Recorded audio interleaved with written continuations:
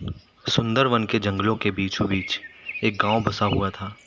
वो गांव बहुत सुंदर था, लेकिन वहीं उस गांव के पास में एक गंदा नाला था, जिसमें गांव के सभी लोग अपने घर का कचरा फेंका करते थे। उस नाले के पास से गुजरने वाले सभी लोगों को उस नाले की बदबू को बर्दाश्त करना पड़ता था। सोहन देख, कितनी बुरी बदबू आ रही है। इस नाले में से तो बड़ी गंदी महक आती है। हाँ यार, लेकिन कचरे में से बदबू नहीं आएगी और क्या खुशबू आएगी। तू भी कैसी बात करता है। चल घर चलते हैं। इतना कह के वो दोनों घर की तरफ चल देते हैं, लेकिन वहीं नाले के अंदर से एक जादुई शक्ति उन दोनों को अपनी तरफ खींचना शुरू कर देती है और वो दोनों हवा में उड़ते हुए उस नाले की तरफ चढ़ने लगते हैं।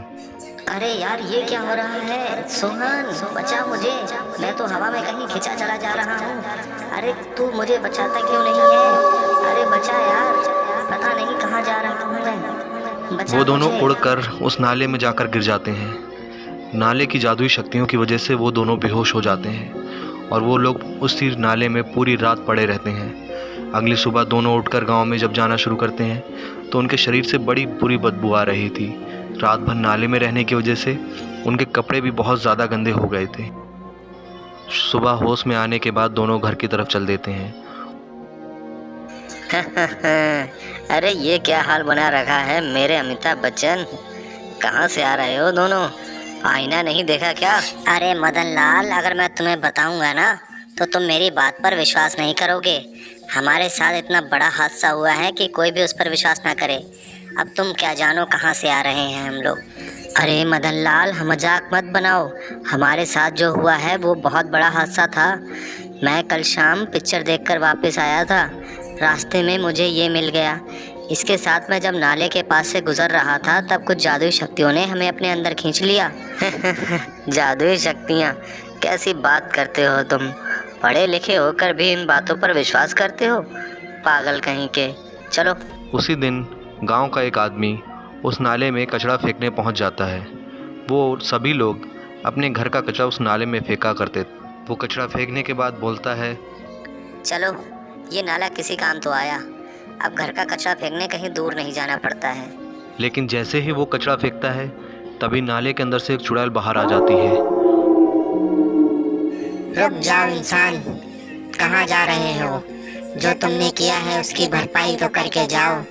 तुम यहाँ से अब नहीं जा सकते। तुमने इस नाले को इतना ज्यादा गंदा कर दिया है। हे भगवान, तुम तो एक चुड़ैल हो।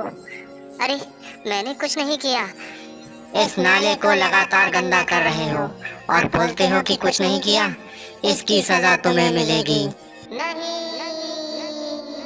जल्द ही नाले की खबर पूरे गांव में फैल गई। सबको ये पता चल गया था कि अगर कोई भी व्यक्ति नाले की तरफ कचरा फेंकने जाता है तो वो दोबारा जिंदा वापस नहीं आता है। इसलिए लोगों ने नाले की तरफ जाना बंद कर दिया था। वहीं गांव का मुखिया कुछ लोगों के साथ मिलकर ये बात कर रहा था कि किस तरह से इससे हम छुटकारा पा सकते हैं। गांव में सभी लोगों को ये बात तो पता है ना कि उस नाले की तरफ एक चुड़ैल रहती है, लेकिन हमें इस चुड़ैल का कोई ठोस इंतजाम तो करना पड़ेगा, वरना अनजाने में ही कोई इंसान अगर उस नाले के पास पहुंच गया तो वो वापस नहीं आएगा। अगर तुम लोगों के पास कोई उपाय हो तो बताओ। मुखिया जी, मैं और मदन जाते हैं। हम दोनों लोग पहले भी उस नाले से जिंदा वापस आ चुके हैं और हम दोनों लोग उस नाले की निगरानी करेंगे। हम देखेंगे आखिर वो चुड़ैल क्यों किसी लोगों को मार रही है, ताकि हम लोगों को कुछ मदद मिल सके। वो दोनों दोस्त बड़ी ही सावधानी के साथ उस नाले के पास जाकर छिप जाते हैं। मुखिया जी के सामने हीरो बनने के चक्कर में मैं यहाँ तक आ गया। कहीं ऐसा ना हो कि वो चुड़ैल हम दोनों को मार डाले और हमारी सारी हीरोपंती रखी रह जाए। मुझे तो उस चुड़ैल से बहुत डर लगता है। अरे वो देख, वो कोई बच्ची है जो उस नाले की तरफ जा रही है। हमें उसे बचाना होगा। जल्दी कर, वरना कहीं चुड़ैल उसे न मार डाले। माँ, कहाँ हो आप? मैं आ गई, देखो। आप कहाँ हो? मुझे बहुत जोरों से भूख लगी है, कुछ खाने को दे दो माँ। मेरी बच्ची, तुम ठीक हो ना? तुम्हें देखकर मुझे बहुत अच्छा लगा। तुम ठीक हो? क्या तुम भूखी हो? आज किसी ने तुम्हें खाने को कुछ नहीं दिया क्या? कोई बात नहीं। रुक जाओ डायन, उस बच्ची को मत मारो। वो बच्ची मासूम है। वो गलती से यहाँ पर आ गई है, उसे छोड़ दो। उसने आखिर तुम्हारा क्या बिगाड़ा है?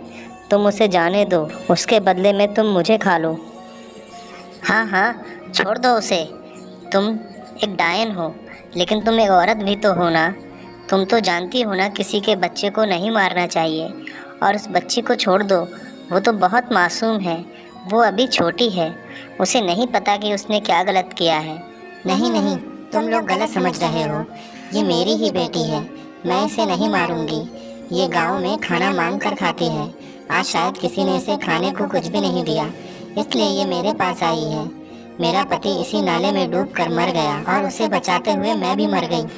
अच्छा, तुम्हारे साथ तो बहुत ज़्यादा बुरा हुआ है। मुझे नहीं पता था कि तुम्हारा पति और तुम दोनों इसी नाले में डूबकर मर गए थे। कोई बात नहीं, तुम्हारी बेटी का ध्यान आज से मैं रखूँगा। उसके खाने पीने और पढ़ाई की सारी जिम्मेदारी अब मेरी है। अगर तुम मेरी बेटी का ख्याल रखोगे तो मैं आराम से मोक्ष को प्राप्त हो सकती हूँ। मुझे मुक्ति मिल जाएगी और मेरी बेटी तुम्हारे साथ सुरक्षित रहेगी।